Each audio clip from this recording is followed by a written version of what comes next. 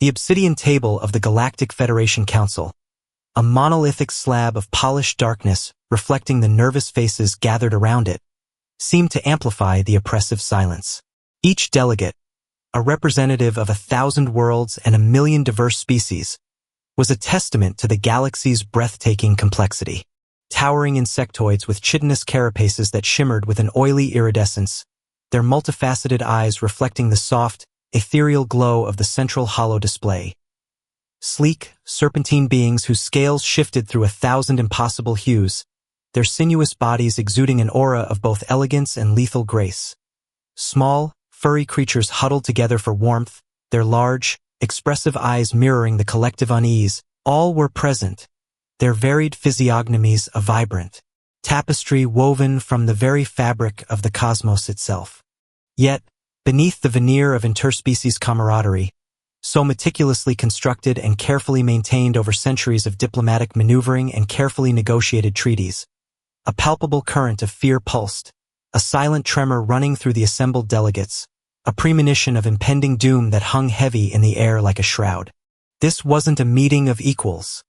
It was a gathering of the condemned. The Galactic Federation, in its smug self-satisfaction, its ingrained xenophobia, its profound misunderstanding of the complexities of the cosmos, and its disastrous underestimation of the human spirit, had consistently and catastrophically underestimated humanity. Earth, with its seemingly peaceful demeanor, its focus on scientific advancement and philosophical discourse often perceived as naive idealism by the more militaristic races, had been relegated to the periphery of galactic affairs, dismissed as a minor player, a quaint backwater civilization of little consequence, a naive and idealistic race with little true understanding of the brutal realities of interstellar politics.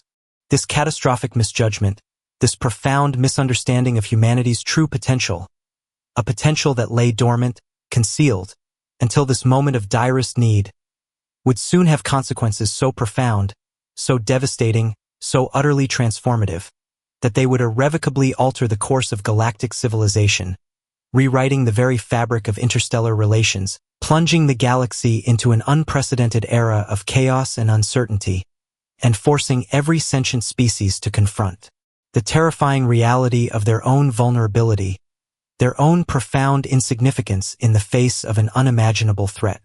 The crisis, when it finally arrived, did not manifest as a conventional war, a conflict fought with fleets and armies, with weaponry and strategy, with the predictable deployment of forces and the calculated execution of plans. It arrived as a cosmic horror, a silent, insidious emergence of the KRYLL, an extra-dimensional swarm of pure, malevolent energy that defied all known scientific principles, that transcended all known forms of warfare, that existed outside the normal parameters of space and time, their very presence a violation of the established order of the universe. These entities, utterly devoid of any discernible physical form, existed only as a disruption in space-time, a malevolent distortion of reality itself, their presence felt as a chilling disruption in the fundamental fabric of existence, their approach heralded only by the chilling absence of starlight, the encroaching darkness a tangible manifestation of their terrifying power. They consumed stars with terrifying efficiency, their insatiable hunger a terrifying demonstration of their power, leaving behind only expanding voids of absolute annihilation, echoing silences where once vibrant stellar systems had thrived, cosmic graveyards where once life had flourished in unimaginable abundance. Entire star systems vanished, their planets reduced to incandescent dust, their civilizations obliterated without a trace, their inhabitants immolated in the unimaginable inferno of stellar death, their cultures and histories erased from the cosmic tapestry, their very existence reduced to nothing more than a faint whisper in the wind of time. The sheer scale of the destruction was breathtaking in its scope, its horror almost beyond comprehension, its implications terrifying in their totality, its consequences stretching out into a future shrouded in uncertainty and despair. The KRYLL's advance was relentless, a terrifying wave of cosmic horror that crashed over the galaxy, shattering the fragile peace that had been painstakingly maintained for millennia, a peace that now seemed naive and utterly futile in the face of this unimaginable threat. It wasn't a war. It was an extinction-level event, a cosmic plague that threatened to consume all life, leaving behind only a chilling, ever-expanding void of absolute nothingness. The very fabric of reality itself seemed to shudder under their silent, unstoppable advance, their approach heralded only by the chilling absence of starlight, the encroaching darkness a tangible manifestation of their terrifying power, a palpable reminder of their imminent arrival. On the bridge of the Cthar flagship, the Razor's Kiss, a vessel that had once been a symbol of Cthar military might, a testament to their centuries of interstellar dominance, a floating fortress that had once instilled fear and awe across the galaxy, Admiral Norks, a seasoned warrior whose name whispered tales of ruthless efficiency and unwavering loyalty across the galaxy, felt the cold tendrils of fear grip his ancient, reptilian heart, a feeling utterly alien to a being who had spent centuries facing down countless enemies and emerging victorious, a feeling that was both terrifying and profoundly unsettling. He had faced down countless foes, led countless battles, emerged victorious time and again. Yet this was different. This was beyond anything he had ever experienced or ever imagined possible. He watched in horrified disbelief, a chilling mixture of awe and terror washing over him, as his once invincible armada, the pride of the Cthar military, a force that had once instilled fear and awe across the galaxy, was systematically dismantled and destroyed by the HFY swarm, their advanced weaponry proving utterly useless against this terrifying, almost supernatural foe. The Cthar, masters of interstellar warfare, renowned for their sophisticated bioengineered weaponry, their centuries of interstellar warfare experience, their unwavering courage and their unshakable loyalty, were reduced to helpless prey, their sophisticated tactics rendered meaningless in the face of the HFY's terrifying power, their valiant efforts reduced to nothing more than a futile gesture of defiance. HFY energy blasts, unlike anything previously encountered, unlike any weapon imaginable, sliced through their shields with terrifying ease, vaporizing cruisers and battleships with horrifying speed, their destructive power leaving behind only scattered debris and the chilling silence of annihilation. The deafening roar of exploding vessels, the chilling screams of dying Cthar warriors echoing across the comms network. It was a horrifying symphony of destruction, a gruesome testament to the HFY's terrifying power, a testament to the utter futility of resistance.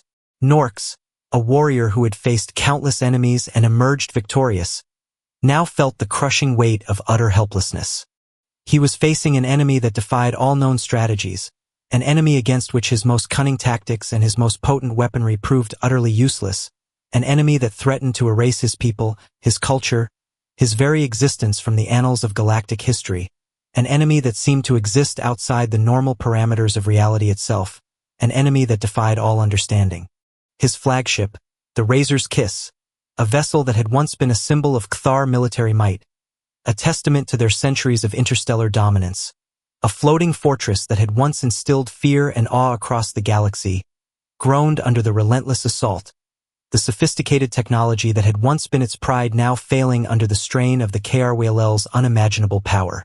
The bridge, usually a bastion of order and control, a place of calculated strategy and unwavering resolve, was now a maelstrom of chaotic destruction. Sparks flew from overloaded consoles, showering the bridge in an eerie, flickering light. Alarms blared incessantly, a maddening cacophony that tore through the screams of the dying, a desperate, hopeless chorus that echoed the profound despair that filled Norks's heart, a despair that threatened to consume him entirely.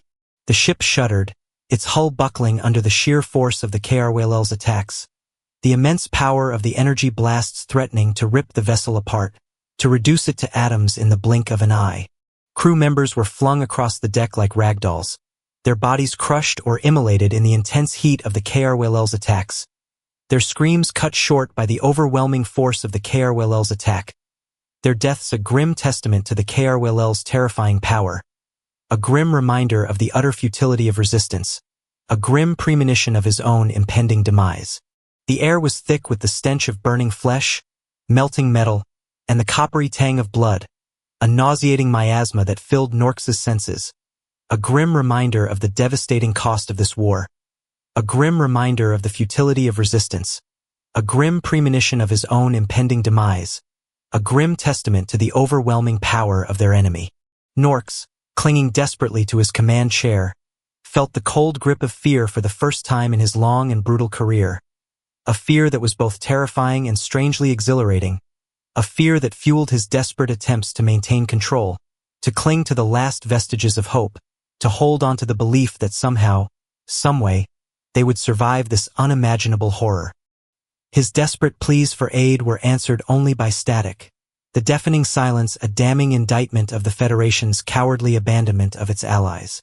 The Federation, in its arrogant complacency and its short-sighted self-interest, had left the Cthar to face this cosmic horror alone. Their pleas for help ignored, their desperate pleas for aid met only with the deafening silence of betrayal. A profound sense of betrayal and disillusionment washed over Norks, a betrayal that ran deeper than any physical wound, a betrayal that would forever scar his soul. Then, cutting through the cacophony of destruction and despair, a voice, calm and utterly unflappable, a beacon of unexpected hope in a sea of utter despair, sliced through the crackling static. Admiral Norks, this is Captain Alara Vance, Terran Research Vessel Odyssey. We're inbound. TA 1 minute. Prepare for unconventional assistance. Norks stared at the comms panel, his mandibles clicking in disbelief, his ancient heart pounding with a mixture of hope and disbelief. The Terrans, a relatively young race barely admitted to the Federation, were coming to their aid.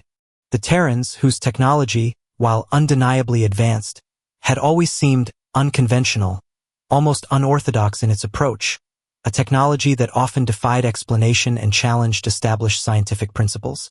The Terrans, often dismissed as idealistic pacifists, whose focus on diplomacy and scientific collaboration had been viewed by many as a fundamental weakness, were about to unleash something profoundly unexpected, something that would redefine the very nature of interstellar warfare, something that would challenge everything Norks believed he knew about power and conflict. A spark of cautious hope ignited within his weary soul, a fragile ember in the face of overwhelming darkness. Could this be their salvation? Could this be the end of their seemingly hopeless struggle?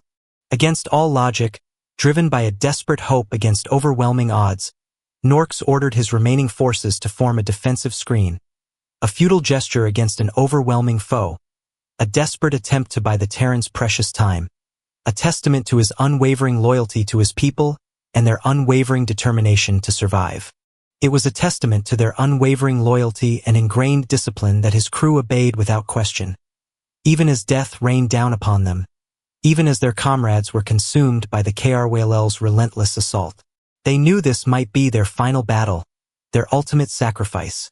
Yet they stood firm, their resolve unbroken, their courage unwavering, their loyalty unyielding. The weight of their impending doom, the gravity of their situation, settled heavily upon Norks's ancient, reptilian shoulders, a weight that was both crushing and strangely invigorating, a weight that fueled their desperate resistance. The Odyssey, followed by 3 other Terran vessels, materialized from warp space, not the sleek, heavily armed warships Norks expected, but smaller, seemingly less formidable craft. Their design was unconventional, almost organic in its curves and lines, suggesting a subtle elegance that masked a terrifying, almost incomprehensible power.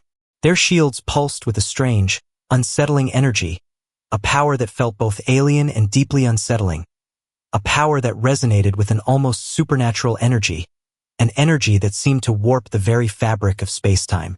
Norks, braced for a desperate last-stand engagement, expected an immediate barrage of weaponry, a hail of fire against impossible odds, a final, desperate stand against overwhelming power.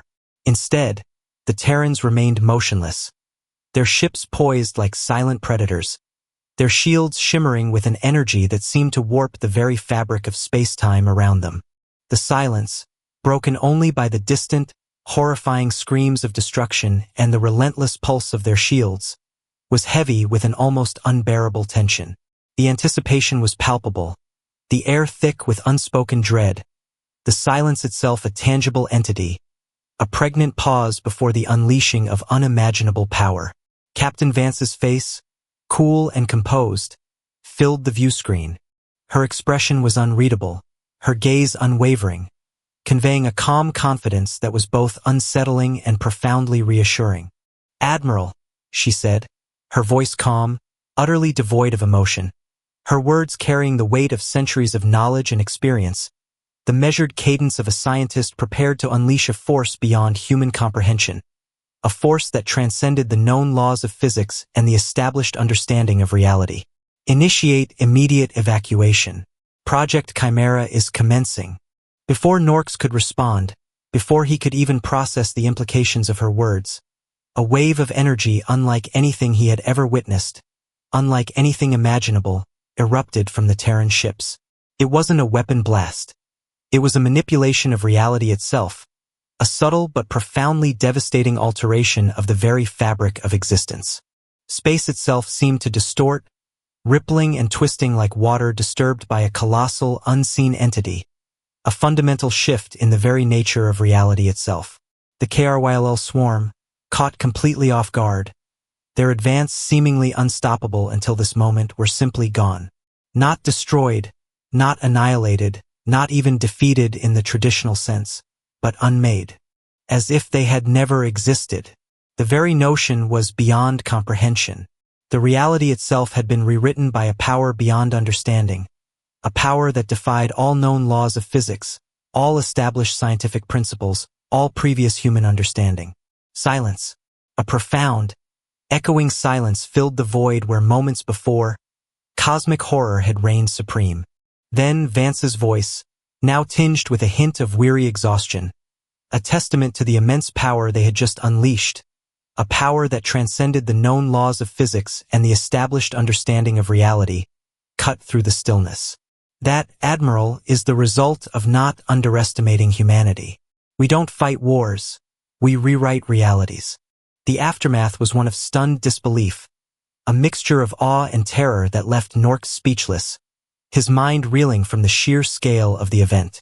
The KRYLL, the seemingly invincible force that had threatened to extinguish all life in the galaxy, were gone, erased from existence by a power so profound, so utterly beyond comprehension, that it defied explanation, a power that challenged the very foundations of their understanding of the universe.